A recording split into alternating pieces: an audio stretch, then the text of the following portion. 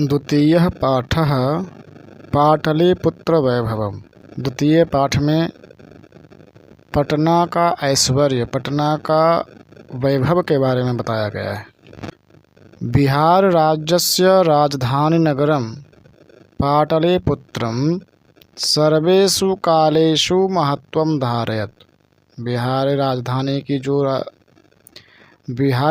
की जो राजधानी है पटना, वे सभी समय में, सभी काल में अपने महत्व को धारण किए हुए है। अस्य इतिहासः सार्धसहस्रद्वयवर्षपरिमितः वर्तते। इस पाटलिपुत्र का जो इतिहास है वो लगभग 2500 वर्ष से चला आ रहा है। अत्र धार्मिक क्षेत्रम, राजनीतिक क्षेत्रम, उद्योग क्षेत्रम च विशेषेण ध्यानाकर्षकम। यहाँ की जो धार्मिक क्षेत्र हैं, राजनीतिक क्षेत्र है, उद्योग क्षेत्र है, ये सभी जो विशेष रूप से ध्यान आकर्षित करने वाली जगहें हैं।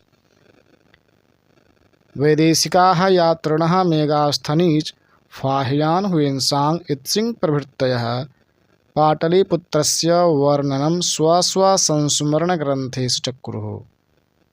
विदेशी यात्री जितने भी हुए हैं, मेगास्थनीज, फाहियान इत्यादि, वे सभी लोगों ने पटना के बारे में अपने अपने संस्मरण ग्रंथ में इसका जिक्र किया है। पाठेस्मिन् पाटलिपुत्र वैभवस्य सामान्य परिचयो वर्तते। इस पाठ में पटना के बारे में सामान्य सा परिचय दिया गया है। प्राचीनेषु भारतीयेषु नगरेषु अन्यतमं पाटलिपुत्रम् अनुगंगम वसद विचित्रम महानगरम बभूव। प्राचीन भारतीय नगरों में पाटलिपुत्र जो है, अर्थात जो पटना है, गंगा नदी के किनारे अवस्थित एक अद्भुत महानगर हुआ करता था। तद विषये दामोदर गुप्तो नाम कविः कुट्टनीमताख्ये काव्ये कथयति। इस विषय में, पटना के विषय में एक कवि हुए हैं दामोदर गुप्त। उन्होंने अपने पुस्तक कुट्टनीमतम काव्य में कहा है कि अस्ति महितल तिलकम सरस्वती कुलगृहम महानगरम नामना पाटलिपुत्रम परिभूत पुरंदर स्थानम। कहते हैं कि पृथ्वी के तिलक भूत, अर्थात पृथ्वी पर मानो तिलक के समान है, ऐसा विद्वानों का जो गढ़ है, सरस्वती कुल गृह जो है, ऐसा महानगर पटना है। ये देखने से ऐसे लगता है जैसे मानो परिभूत पुरंदर स्थानम, इंद्रालय अर्थात इंद्रलोक को भी जीतने वाला हो। ऐसा पाटलिपुत्र का वर्णन दामोदर गुप्त ने अपने कुट्टनीमताख्यम काव्य में किया है। इतिहासे श्रूयते यत् गंगायास्तीरे बुद्धकाले पाटलिग्रामः स्थितः आसीत्। ऐसा कहा जाता है कि पहले यह जो गंगा के किनारे एक गांव था, उस गांव का नाम था पाटलिग्राम। यत्र च भगवान बुद्धः बहुकृत्वः समागताः। जिस गांव में भगवान बुद्ध अनेकों बार आया करते थे। तेन कथितम आसीत यद ग्रामोयम महानगरम भविष्यति।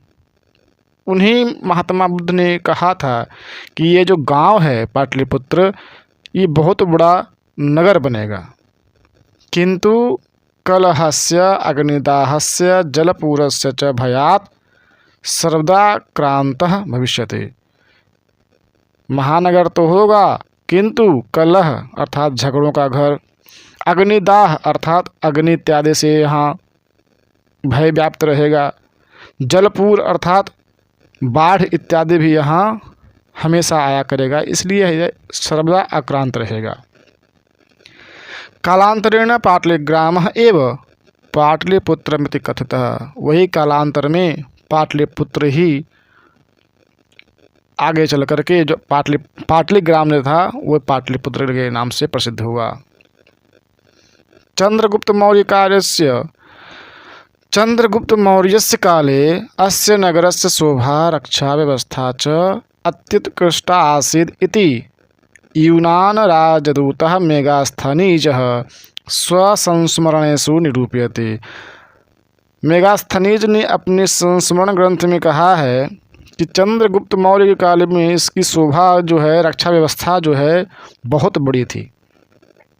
अस्य नगरस्य वैभवं प्रियदर्शिनः अशोकस्य समय सुतराम समृद्धः। इस नगर की जो महिमा है, इस पाटलिग्राम की जो महिमा है, पाटलिपुत्र की जो महिमा है, प्रियदर्शन अशोक के समय में बहुत समृद्धि को प्राप्त हुआ। बहुकालं पाटलिपुत्रस्य प्राचीना सरस्वती परंपरा प्रावर्तत इति राजशेखरः स्वकाव्यमीमांसा नामके कवि शिक्षा प्रमुखे ग्रंथे सादरम स्मरति। बहुत समय के बाद पाटलिपुत्र के जो प्राचीन परंपरा रहा है उसमें से एक राजशेखर कवि हुए जिन्होंने अपने काव्य मीमांसा में इस पाटलिपुत्र की महिमा को बखान किया है। उन्होंने लिखा है कि अत्रोप वर्ष वर्षा विह पाणिनि पिंगला विह व्याडिः वर रुचि पतंजलि इह परीक्षिता ख्यातिमुपजग्मुः। वो कहते हैं कि यहाँ अर्थात पाटलिपुत्र में वर्षों तक पाणिनि जो व्याकरण की रचना किए हैं, पिंगल जो छंद शास्त्र की रचना किए हैं, व्याडी वररुचि पतंजलि इत्यादि जो योग इत्यादि के योग का प्रवर्तक माने जाते हैं, वे सभी यहाँ परीक्षित हुए, शिक्षित हुए और प्रसिद्धि को प्राप्त हुए। कतिपयेषु प्राचीन संस्कृत ग्रंथेषु पुराणादिषु पाटलिपुत्रस्य नामांतरम पुष्पपुरम कुसुमपुरम वा प्राप्यते। किसी किसी ग्रंथ में ऐसा कहा गया है जो पाटलिग्राम है, पाटलिपुत्र जो है, इसका नाम कहीं कहीं पुष्पपुर और कहीं कहीं कुसुमपुर के नाम से जाना जाता है। किसी ग्रंथ में पुष्पपुर कहा गया है, किसी ग्रंथ में इसका नाम कुसुमपुर कहा गया है। क्यों कहा गया है?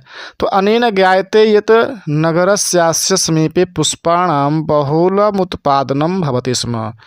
इससे ऐसा प्रतीत होता है कि पटना के नज़दीक में बहुत सारे फूलों की खेती हुआ करते थे। पाटलिपुत्रमिति शब्दोऽपि पाटलपुष्पाणां पुत्तलिका रचनामाश्रित्य प्रचलितः। पाटलिपुत्र जो है, पाटल का मतलब होता है गुलाब, पाटल का मतलब गुलाब होता है, इसीलिए बोलते हैं कि इसका नाम से ही पता चलता है कि ये पुष्प के नाम से प्रसिद्ध हुआ है।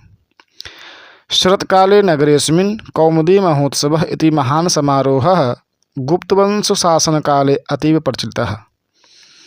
शरद ऋतु में पटना में कौमुदी महोत्सव हुआ करता था, जो कि गुप्त वंश के शासन काल में हुआ करता था। तत्र सर्वे जनाः आनंदमग्नाः अभूवन्। सम्प्रति दुर्गा पूजावसरे तादृशः एव समारोहः दृश्यते। अभी आजकल जो है उसी शरद ऋतु के समय में दुर्गा पूजा के नाम से प्रसिद्ध आज भी समारोह हुआ करता है। कालचक्रवशात् यद्यपि मध्यकाले पाटलिपुत्रं वर्षसहस्रपरिमितं जीर्णताम् अभूत्। कहते हैं समय परिवर्तन के कारण यद्यपि मध्यकाल में पाटलिपुत्र 1000 वर्ष तक लगभग जीर्णता अर्थात पुराने इत्यादि का जीर्णता अर्थात श्रीहीनता में रहा। संकेतः अनेकेषु तस्य संकेतः अनेकेषु साहित्य ग्रंथेषु मुद्रा राक्षसादिषु लभ्यते। जिसका संकेत अनेक साहित्यिक ग्रंथों में, मुद्रा राक्षस इत्यादि ग्रंथों में भी मिलता है। मुगल शासन काले, मुगल वंश काले अस्य नगरस्य समुद्धारो जातः। मुगल वंश के शासनकाल में इस नगर का पुनरुद्धार हुआ और आंग्ल शासनकाले च पाटलिपुत्रस्य सुतरां विकास हो जाता है। अंग्रेजों के समय में पटना का बहुत विकास हुआ है। नगरमिदं मध्यकाले एव पटनेति नामना प्रसिद्धिम अगात। कहते हैं कि मध्यकाल में ही इस नगर का नाम पटना प्रसिद्ध हो गया था। यह पटनेति नामना प्रसिद्धिम अगात, मतलब पटन देवी के नाम से इस नगर का नाम पटना हो गया। अयं च शब्दः पत्तनमिति शब्दात् निर्गतः। अयं च शब्दः पत्तनमिति शब्दात् निर्गतः। यह शब्द जो है पत्तन के नाम से निकला हुआ है। नगरस्य पालिका देवी पटन देवीति अद्यापि पूजते। इसलिए यहाँ के जो पटन देवी हैं, पटन देवी माता आज भी पूजनीय हैं। संप्रति पाटलिपुत्रम अति विशालम वर्तते। आजकल जो पाटलिपुत्र है, पटना है, अत्यंत विशाल है और बिहारस्य राजधानी चास्ते, बिहार की राजधानी है। अस्योत्तरस्यां दिशि गंगा नदी प्रवहति। पटना के उत्तर दिशा में गंगा नदी बहती है। तस्या उपरि गांधी सेतुर्नाम एशिया महादेशस्य से दीर्घतमः सेतुः किंच रेलयान सेतुरपि निर्मीयमानो वर्तते। बोलते हैं कि इसके ऊपर, गंगा नदी के ऊपर गांधी सेतु है। गांधी सेतु नाम का एक पुल है जो एशिया महादेश का सबसे बड़ा पुल है और रेलयान सेतु भी निर्माणाधीन है। नगरेस्मिन् उत्कृष्टः संग्रहालयः, उच्च न्यायालयः, सचिवालयः, गोलगृहं, तारामण्डलं, जैविकोद्यानं, मौर्यकालिकः अवशेषः, महामन्दिरम् इत्येते दर्शनीयाः सन्ति। बोलते हैं इस नगर में संग्रहालय हैं, उच्च न्यायालय है, सचिवालय है, गोलघर है, तारामंडल है, जैविक उद्यान है, मौर्य काल के अवशेष हैं। प्राचीन पटना नगरे सिख संप्रदायस्य पूजनीयं स्थलं दशमगुरुः गोविंदसिंहस्य जन्मस्थानं गुरुद्वारेति नाना प्रसिद्धं वर्तते। पटना में ही सिख संप्रदाय के जो पूजनीय दशम गुरु हुए गुरु गोविंद सिंह जी, उनका जन्मस्थान जो है वो भी इसी के नाम यहीं पर प्रसिद्ध हुआ है। तत्र देशस्यास्य तीर्थयात्रिणः दर्शनार्थम आयान्ति। यहाँ पर जो सिख लोग होते हैं दर्शन करने के लिए यहाँ पे आते हैं। एवं पाटलिपुत्रम प्राचीन कालात् अद्यावधि विभिन्नेषु क्षेत्रेषु वैभवं धारयति। सर्वं च संकलितरूपेण संग्रहालय दर्शनमीयति। पर्यटन मानचित्रे नगरमिदं महत्वपूर्णम्।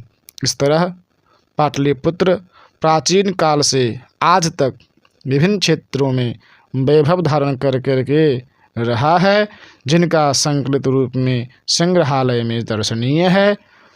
परहीन के मानचित्र पर यह नगर एक प्रमुख नगर है।